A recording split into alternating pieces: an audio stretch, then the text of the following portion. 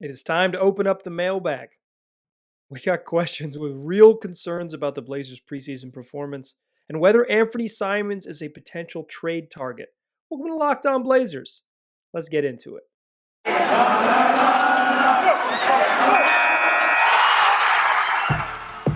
You are Locked On Trail Blazers, your daily Portland Trail Blazers podcast.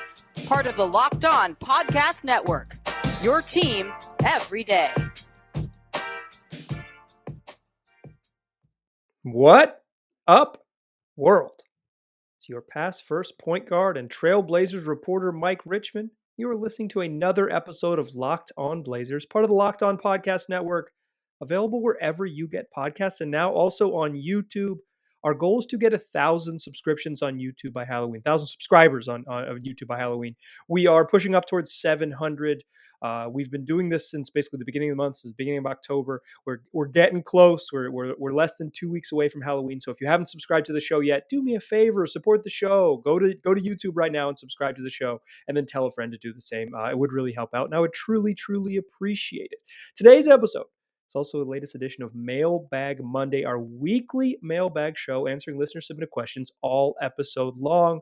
There are two ways to get involved if you want to do it. You can just tweet at me whenever you're thinking of it. Tweet at me at Mike G. Rich on Twitter. It helps if you tag it as Mailbag Monday in some way, or just let me know that it's a question for the show. Or you can watch my Twitter feed on typically Monday mornings when we host this show, usually, depending on the schedule of the Blazer season. But I'll send out a tweet soliciting questions. You respond to that show, or you respond to that tweet, rather, and I will do my best to get you in that show or a future show. I save mailbag questions. Sometimes I just kick them down the road a little bit and answer them in a following show. So if you want to, you don't fret if your question doesn't get in the show. If you're not a Twitter user or someone who doesn't tweet, you can email me. lockedonblazerspod@gmail.com is the address. That's lockedonblazerspod@gmail.com. Those are the two ways to do it. Like I said, we do this every single week. It's a ton of fun. Neither snow nor rain nor heat nor gloom of night stays mailbag from your ears. So let's get into it. First question comes from Jamal, who asks, what is the wisdom in making changes to the second-ranked offense in the league? This is kind of the theme of today's show in many ways. People have seen changes in preseason. Fans, you, dear listeners, your fellow listeners, have seen changes in the preseason, and people are worried, like, is this a good idea? Is change worth it? The Blazers were pretty good last year, and they're trying to do a bunch of new stuff, and they look kind of bad in preseason. Not even kind of bad, regular bad, just full-on bad. Offense looks bad, defense looks bad. They basically played one promising half. I thought the first half against the Golden State Warriors in the fourth preseason game, they looked pretty good. I don't think they looked like a good basketball team, but for the first time all preseason, they looked much closer to a good basketball team, like in the direction of a good basketball team. And then they didn't have enough healthy guys. No Larry Nance, no Damian Lillard, no Larry Nance get billing before Dame. No Dame, no Larry Nance, no Cody Zeller. It was just they were shorthanded, and when they went to the bench, it was immediately clear how limited the Blazers' depth is. No Nazir Little in that game either. So, I think in general there's reason to be concerned, but the wisdom to answer Jamal's question, the wisdom in making changes to the second-ranked offense is that the Blazers' offense has been very, very good, but perhaps not sustainable because it's so ISO heavy. And then when you get into high leverage games or against really good teams, it's easier to take away what they do because you kind of just they're going to run high pick and rolls with Dame, and if that doesn't work, it's maybe one pass to the opposite side. Okay, CJ, you try. The idea is to open up more stuff with more passing, with more, leveraging their playmaking bigs to open up more stuff, leveraging, their other leveraging, more off ball actions for Dame and CJ to make the defense sort of have to bend in a different way. I actually think I'm not worried about the offense because if the sort of approach doesn't work where they're going to try to spread the floor and back cut and sort of read and react off cuts, they can just go back to what they do. Like it's easier to kind of fall back on these bad habits. I think there's real value in developing better ones and being a better passing team and having more variety on offense and all those things. Like I think there's real value to be had in changing up the offense. The idea is that the Blazers can be really good in the regular season with the offense that they've always run, but to take that next step, they might need to add a couple more layers and be a little more versatile on offense to be able to adapt to high level teams, something they have not done particularly well over the last few years, where when they've run against the really good sort of playoff level, championship level teams, I mean, everyone struggles against those, but the Blazers for sure, that they've just looked totally overmatched, and their strength was their offense in the regular season is no longer a strength when you get to the playoffs. So that's the logic behind it. But Jamal, you are not alone in worrying about the Blazers. In fact, Jacob G on Hawthorne writes, is Chauncey Billups' defensive scheme bad? It seems like the aggressive pick and roll defense usually requires a help defender, but then no one helps the help, so there's constantly a wide open three waiting on the perimeter. Lovebug Starsky at De La Sol Uno on Twitter asks, do you have faith in defensive scheme? Have you seen it work all of preseason? And Adam sent me a long email that basically boils down to, can this be fixed? And yeah, this is more sort of doom and gloom from the preseason. Admittedly, they looked bad, and the defense really looks bad. But the scheme stuff, I probably disagree with. They were bad last year with Terry Stotts' scheme, and everyone, not everyone, but many people were convinced that it was a scheme thing and it was a coaching thing, and that the coach was so stupid that he couldn't figure this out, and that a good defensive team was being turned into, or at least a mediocre defensive team was being turned into the worst defense in the league and one of the worst defenses of all time. And that was stupid then, and this is stupid now, y'all. It's players play. In fact, changing up the defensive plan I think it's a good idea because, and I'll get to that in a second, but like, you can only do so much with coaching. You have the talent you have, and the Blazers don't have a ton of really high-level defensive talent. And if they're going to play Damon, CJ, and Norm a whole bunch of minutes together, there is a cap on how good of a defensive team they can be. There's a reason to believe that they can raise their ceiling and become something like a league average defensive team, but they're very likely to be, even if things work out, to be a below-average defensive team, which it will read like bad. But let's get to the scheme stuff. Let's just like dive in a little deeper on the scheme stuff. A lot of what is being made of how they're guarding at the point of attack, and that's a problem because they're just not slowing down the ball very well. But a lot of it is obsessing over what the big man does in pick and rolls, and to me, that's important because you're asking Nurk to be up high or Cody Zeller to be up high a little bit and then sprint back and recover. But it's the in between moments where the Blazers are struggling. It's when the guy rolls to the rim or when the ball goes to one side and they load up. You have to want to swing over and help and be aggressive in that help.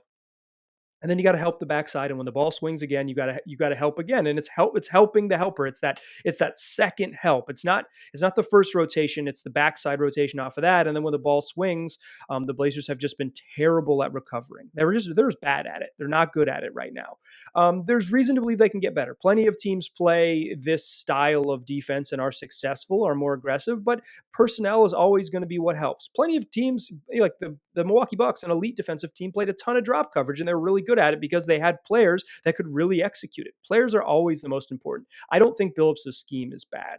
I think it's challenging for the Blazers, and to hear Billups talk about it, I've read a story from Jason Quick in The Athletic where he kind of admitted that there's going to be some growing pains here. And I worry that the growing pains are going to that's like a pretty tough trade-off early in the season. If this team kind of struggles, first 10 games out of the gate and they're like, 4-6 or worse, like that's going to feel really bad. And it's going to get the panic is going to get very loud. But the idea is that the scheme that they believe in the scheme, that can continue to get guys to buy in, and that it isn't so much as fixing, it's just getting everyone to be a little bit better at it. And if people understand the system, buy into their roles, and are in the right spots, then it'll cover up for some stuff. And it'll utilize what they haven't done in the past. It'll emphasize turning the ball over more and letting them get out and run. They've been a terrible transition team. I'm not sure Damian Lillard teams are ever going to be high transition teams, just not how he likes to play, but they could turn the ball over a whole bunch more. Or they could force turnovers a whole bunch more. They could probably turn the ball over too. They could force turnovers at a much higher rate. And this defensive scheme with more aggressive help, where guys are coming, from all the way to the other side of the rim to load up and show bodies and keep people out of the paint and tag the roller on pick and rolls and just like and generally be more aggressive in their help defense, be more attentive in their help defense. You got more people in the passing lanes, and it can emphasize a thing that they've struggled in the past, and they can force more turnovers. Here's the way I think of it. Last year, they gave up a ton of threes and a ton of looks at the rim, and they forced 0 turnovers. This year, if they're very similar and they give up a ton of good looks at 3 and a ton of looks at the rim, but they force some turnovers, that's a reasonable trade-off. That would be why you say, well, our defensive personnel can't make us good, but a scheme change is worth it. That would be why the change is there, or why the change is valuable. And I believe in the scheme. I just we just have to admit the personnel is the most important part. I think we all got to admit it. I've been trying to preach it for like a year, but maybe we'll get on board here before the season starts. We've got one day. So maybe you join me at some point this season. Next question comes from also Mike, who asks, You've mentioned that that's capital WE for a collective pronoun, shout out to also Mike, need a true point of attack defender who can guard elite wings to take us to the next level. Other than a Ben Simmons type trade, what is our best chance for getting a guy like that on our team? Do you think any of Nazir Little, Norman Powell, Larry Nance Jr., Robert Covington could possibly develop into an elite on-ball defender? The one with the most, I guess, like the best chance to do that is probably Nazir Little because he's the sort of like most undeveloped of those players, the sort of softest lump of clay that you could mold into a really elite defender. He doesn't look like that will be what he is this season. He might end up being a pretty good defender, but he doesn't look like an elite on-ball stopper this season. That's a lot to ask of a guy who hasn't played a lot of minutes.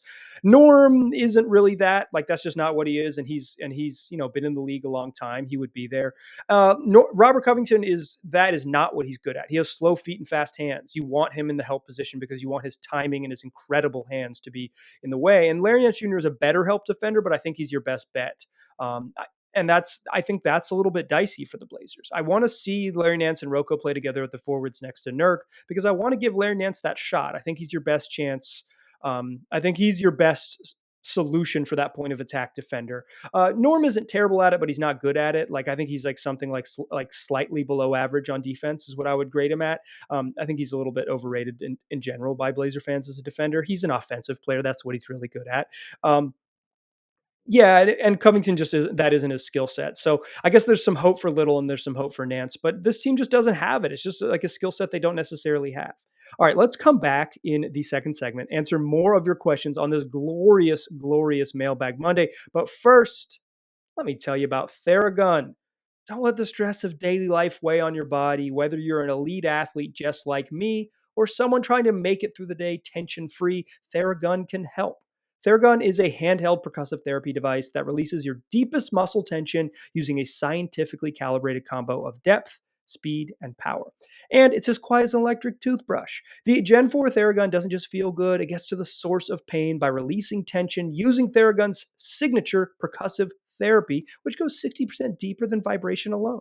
Whether you want to treat your muscle tension from working out, an injury, or just the stress of daily life, there's no substitute for that Theragun Gen 4. Plus, it has an OLED screen and a cool futuristic design that makes you feel like you're holding something from the future. So get with the future. Go to their website, check it out, see what future might look like in your hands. Plus, Theragun has a great app, a great mobile app that learns from your behaviors, so it'll suggest guided routines to make Theragun work better for you the more you use it. So try Theragun today for 30 days, starting at only $199. To do that, you can go to therabody.com/lockedon right now, and you will get your Gen 4 Theragun today. That's therabody.com/lockedon. therabody.com/lockedon. All right. Let's keep it rolling on this glorious Mailbag Monday, shall we?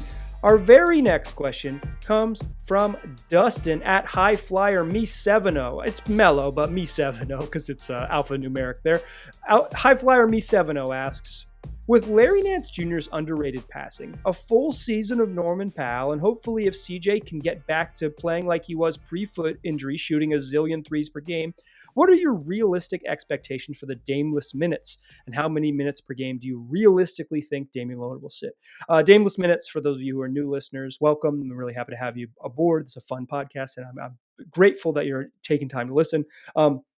But if you're new to this or you forgot what this was, Dameless minutes was the thing I was tracking was like when Nurk and CJ were out, the minutes the Blazers played without Damian Lillard. But it matters all the time. Like it matters even in the minutes when the roster's healthy because they've typically not been very good when when Dame sits. That's like a trend. It's some of the reason why the argument is to keep Dame and CJ's minutes together because they're already bad when it's just CJ. So you might as well maximize those two on the floor at the same time to be absolutely as good as possible. That's some of the sort of some of the high level math people are doing there, high level mathematical gymnastics doing there. It might be worth a shot. I'm not against it necessarily, but. Yeah, let's answer these in reverse. I think Dame is going to play 34 minutes a night, so he's going to sit 14 minutes a night, 7 minutes in each half. I think that's a reasonable number for stars. I think 32 would be ideal, but pushing him down below 32 is you're getting into a range where the Blazers just don't have the luxury. They're just not that good. The way that you play Dame less is win games so you can take him out early, win easily, win handily so you can take him out early. I don't think it's like juice his minutes sitting on the bench because, quite frankly, those Dameless minutes have been a nightmare. But I do think the Blazers have a chance to, with have a better have more depth, have more and better depth this year. The depth is thin. Like even the depth doesn't have much depth. But I'm a believer in the Blazers top 7 or 8. Like I think Larry Nance Jr. and Cody Zeller are good bench players. I think Anfernee Simons has a chance to turn into this year like a good bench player. I'm not sure he's been that in the past. He's a really good shooter, but I think his sort of a lack of other skills and defensive shortcomings have made him just like only a good shooter and maybe not a like legit bench substitute. And I think Nazir Little can take a step forward. Like I think he can be an NBA, like has a chance to prove he's an NBA player. And if Tony Snell's ever healthy, I think he's like something like a borderline contributor to that could be like a net positive. But I really think the starting group and Larry Nance particularly, those 6 guys, like that's a good top 6. So if you can stagger some sort of version where it's Nance and Norm on that second unit together, I think you can carve out some positive minutes when Dame's on the bench. I don't think this is like a really elite depth, but I do think this is better depth in general than they've had, at least since the 2019 season when they made the Western Conference Finals. They maybe don't have as many shapes as they had that year. They could play a couple different sizes because of what Zach Collins could do at the 4 and the 5. But yeah, I think Dame sits about 14 minutes, and I think like the high end is that the Blazers are a slightly above average bench unit. Like I think that's like a reasonable guess. And if they have an above average bench unit, like if they're like right around like 0 or slightly positive in terms of like whatever point differential, the Blazers are going to be really good. They're going to win something like 50 games if they're there. If they're not, the first unit's going to have to carry them. Dame's going to have to play more minutes, and it all gets dicey from there. Next question comes from Ethan at Ethan M8 on Twitter, or maybe Ethan Mate, if you want to read that as alphanumeric, who asks, if the Blazers start off poorly, something like 12-18 or something putrid like that, what happens? Does Neil sit on his hands and hope Dame doesn't ask out at the end of the season, or does someone become an instantly tradable piece and attempt to right the ship? Listener Blue had a similar question to this, kind of like what happens if the Blazers start really bad? Kind of like what dominoes fall. And I think this is a good question because the Blazers haven't looked good in preseason, so the chances that they start out strong seem unlikely. It's equally likely that they're pretty good coming out of here, because I think preseason with how many guys played and how many guys didn't play and all those things, like maybe not a particularly good indicator of how of success moving forward. But like yeah, like I think it's safe to say that there's going to be some bumps early in the season as this team kind of figures out the new system defensively and offensively, as they introduce guys back, as new groups who haven't played together like at all, other than in the practice facility, get out there and run a lot more. Blazers haven't played like a full rotation yet. We haven't seen them play a real game, and they chose not to do that by resting their guys and it might be wise because you only have so many miles, and using them in exhibition games might not be worth it. But yeah, I think there's a reason to believe that they might start slow. And if they start slow, then you get to Ethan and Blue's concern is like, what's next? One of the problems here with the idea that like someone becomes tradable is the idea that CJ McCollum will suddenly have any different trade value than he's had. If the Blazers could flip CJ for an all-star, a 1-to-1 type of borderline all-star, like someone with similar productivity, they probably would have already done it. But he makes a bunch of money. He is, and that like both works in that you have to find a trade partner, and is it worth it to pay CJ McCollum $100 million over the next 3 seasons if you're another team? What are your goals? And he's a little bit older, so he doesn't work for, he's 30 years old, so he doesn't work for like a true rebuilding team, because like by the time you get there in 2-3 seasons, CJ McCollum has entered free agency and he's 33 years old, so he's not an ideal trade piece. I'm not sure that Yusuf Nurkic is tradable, but he's entering free agency. So what you're trading is like the right to trade Nurk. And if you trade Nurk, you need another starting center, or you're trusting Cody Zeller and your really, really thin front line to step into that space. So you kind of you need another big in the trade back anyways, just because for depth reasons, even if they're a non-starter, even if they're, or not a starter, I think is the right phrasing there. So like I think there will be urgency this year that if they start out poorly, that you mix it up, because you didn't mix it up too much in the summertime. So you might as well give it a try here. for the most part, Neil Olshey has been really good or pretty darn good at making minor in-season trades, competent minor in-season trades to make the team better. It's probably his best skill as a GM is recognizing what's wrong with a roster he built and told us was really good at media day and coming to midseason and making a smart move to make the team better. Like he's mostly done that very well, other than Aaron Aflalo, who we all thought at the time was a really good acquisition. So, yeah, I don't think I think yes, there'll be urgency to trade someone, but I think the limiting factor here is the Blazers sort of trade assets. More on that in a little bit. Scott at Scott PTB 30 asks, will hashtag fire Nurk's paint touches be the next hashtag fire Stotts? Nurk's defense and passing is so valuable for the ceiling of this team, but he's 27. The ship has sailed on him making layups, right? Yeah, I mean, he could get a little bit better because he could maybe be a little more patient. But yes, he's a bad finisher. It's who he's going to be. I saw people during the last preseason game freaking out about him missing layups, and it's like, where y'all been? He was one of the worst finishers in the league last year. He's been this way. Some of it is him rushing. He could take he could do like real sort of physical high school basketball type jump stops and maybe be a little more effective in the paint because he can get his feet rushed under him and stuff like that, and he bowls people over when he could take smarter, more concerted, slower steps and remember that he's gigantic and that if he slows down, he's still going to be 7 feet, 300 pounds. But some of it is just skill, and he's not good at finishing, and that's who he is. And it's better to it's better to recognize guys' weaknesses and then try to figure out the micro skills that would complement them and how to best utilize them than to scream at Yusuf Nurkic for missing layups like that's going to fix it. I'm not saying that he's I'm not saying he can't improve at all. He's very bad at it. He can easily improve a small amount, but the idea that he's going to be this elite finisher and grow into that at this stage in his career seems very unlikely to me. He is what he is. The next question comes from Dan Fister at Mr. D Fister on Twitter, who asks, do you have a sense of what, if any, assignments the assistant coaches have? We've heard a bit about Roy Rogers instituting the defense, but what about the others? I don't. This is a good question because I'm going to be around the team a couple games this week. I'm going to be able to be in the arena and ask guys questions. They don't make assistant coaches available, and they have made the sort of wandering around and chit-chatting behind the scenes stuff that you could do pre-COVID. Even now, you just can't, the way media access works. Can't go in the locker room yet, which is a great place to just kind of I have a quick question. It's all formal interviews, which make that stuff harder. But Dan, this is a good question. So I will try to get clarity from Chauncey Billups. If the pregame is televised, maybe watch the pregame because I will ask those questions and you will get to watch Chauncey answer it. And you can beat me to the punch in hearing what he says, or at least you can experience it with me.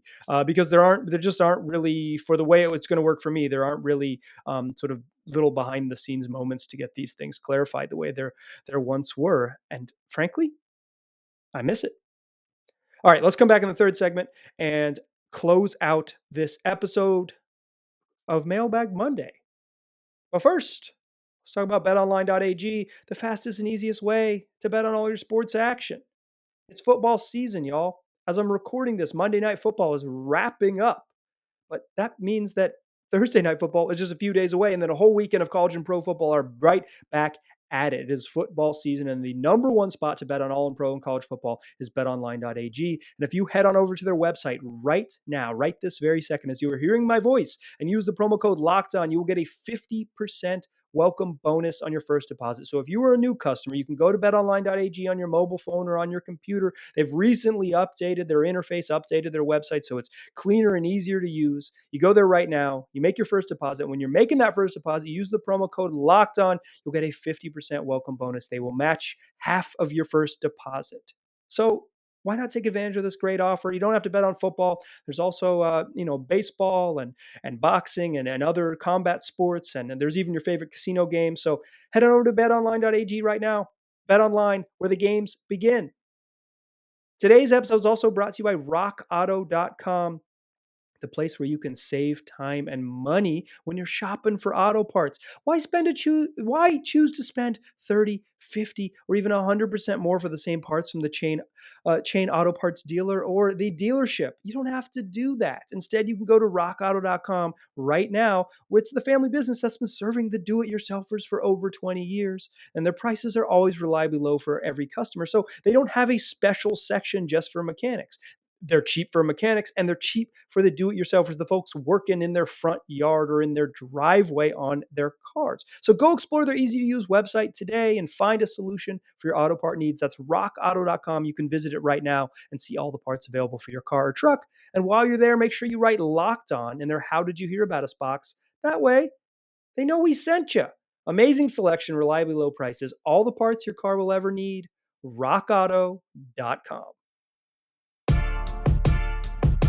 Still a pass first point guard, still Mike Richmond, and you're still listening to Locked On Blazers, and we're still cruising through Mailbag Monday. Quick reminder before we close out the show, subscribe to the YouTube page. We're getting to 1,000 by Halloween. 1,000 by Halloween. If you haven't subscribed yet, you can get on board. We're pushing towards about 700. Hopefully by the time you listen to this, we're past 700. But we're not at 1,000 yet, unless you listen to this a little later. These podcasts are free and available forever, but get on board. Do it now. Go to youtube.com, subscribe to the Locked On Blazers. All right, more questions. Let's get into it. This next one comes from William Schopener at Will Schopener on Twitter, who asks, how would you have handled building out the roster with the guys at the end of the bench? There's been a lot of hemming and hawing about players that maybe people shouldn't worry about too much. A lot of people are up in arms about CJLB.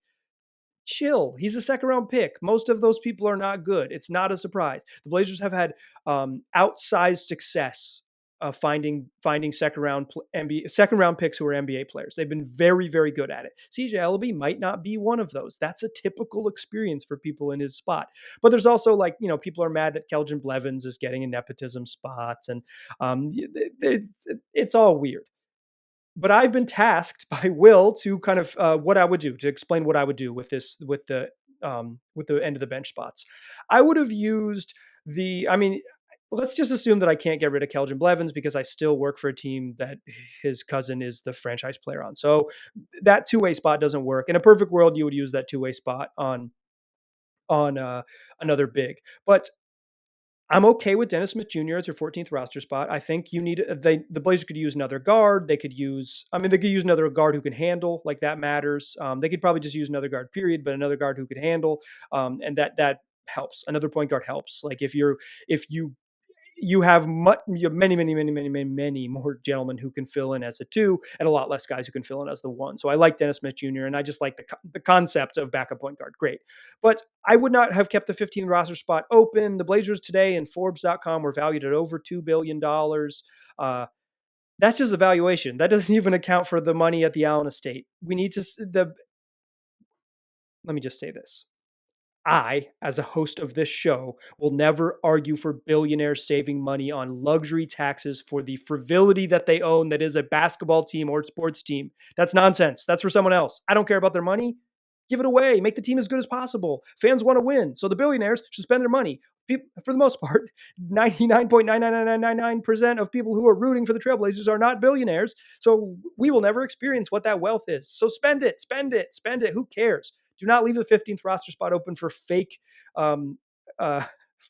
flexibility because you're just saving luxury tax money. Spend the money. So I would sign another big. I would sign another big man with that space.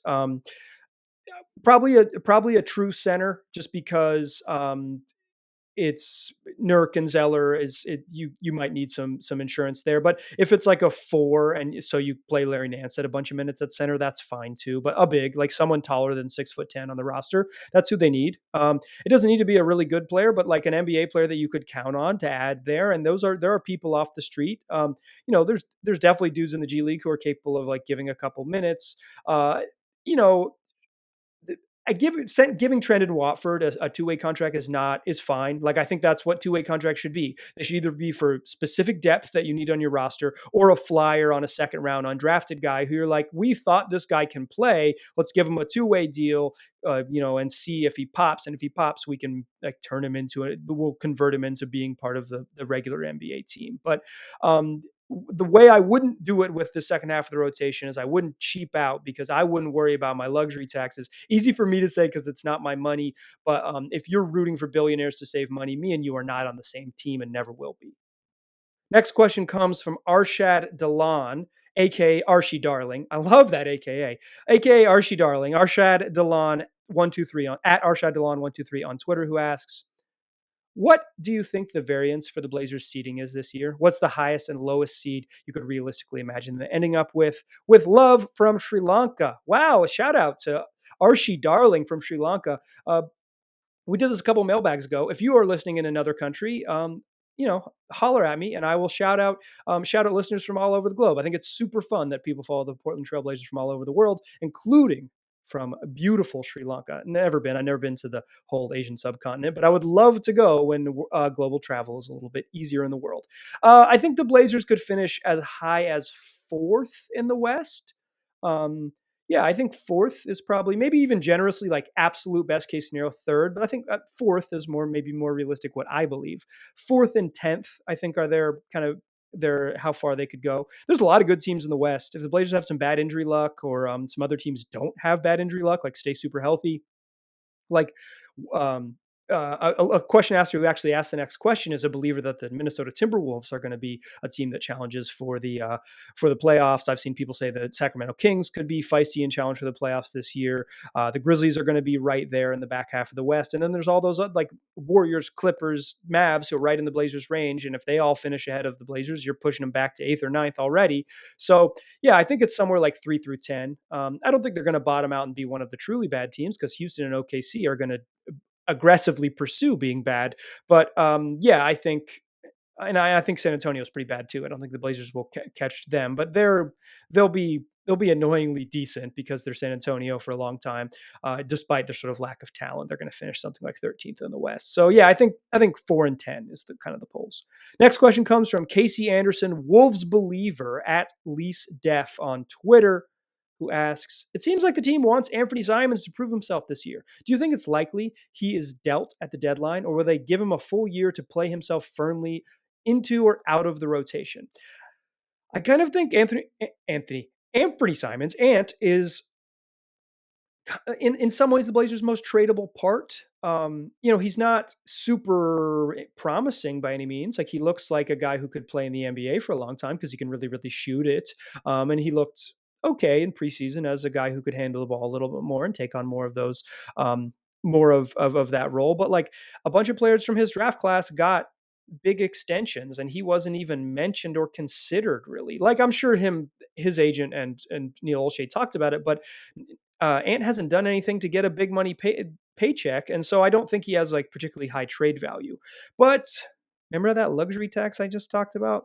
If you trade Anfernee Simons and get back a minimum salary guy, you could conceivably, and maybe if you include some other parts to make it work, you could conceivably duck the luxury tax this year. So I think there is a small part of the Blazers that might try to dump Ant if it doesn't work out. The problem is, Ant, you are trading for the right to pay Anfernee Simons. You would get his bird rights, who'd become a restricted free agent. You could pay him in restricted free agency if you're trading for him. So another team isn't trading for like several years of Ant. They're trading for the right to believe in Ant. And I don't think that is super appealing. So if I had to guess, Casey, I would say that Ant plays out his contract, but I do think in terms of like when you're getting up against it, Ant is the most likely piece to be moved, because someone can talk themselves into a 22-year-old who shot 43% from three last year on relatively good volume. Like that's the easy thing to talk yourself into. I mean, you could, if you give him the right role, he's really valuable. The Blazers just they don't have the right roster to give him the right role, and they've been stubborn about what that role might be, quite frankly. Our next question comes from Alex at AALax1 on Twitter, who asks, if you could dunk the ball, what current or former player would you dunk on? Shane Battier and Jay Williams, without a doubt. I'd like to cram all over Shane Battier, and I would like to full East Bay dunk, or like that old, like the back scratcher where you like put it, 2 hands behind your head, let it touch your back, and dunk on Jay Will. I like to give him that, the full poster. Go Tar Heels. Next question comes from Chalupa Dad ×2 at Chalupa Dad on Twitter, who asks, "What's your favorite seasonal scenery to see when traveling to the Moda Center? I have a hard time deciding between the fall colors signaling a new Blazers season and the spring cherry blossoms ushering in the playoffs." Love this question, Chalupa Dad. Love it, love it, love it. So I asked my wife this question, and she said that while she loves the cherry blossoms because it signals that you are going to an important game and the weather is warm, that the fall foliage going to a Blazer season is a reminder of a haven during bad times. During much of the Blazers season that the weather here stinks. When the times change in November, like it's dark at 4:45. It's wet. It's cold. It's not crazy cold, but it's wet and cold. And the fall trees are a reminder that for a little bit of your evening in the early fall or the late fall and early winter, you've got a little respite. You've got 3 hours to watch something you love. So she talked me into fall foliage.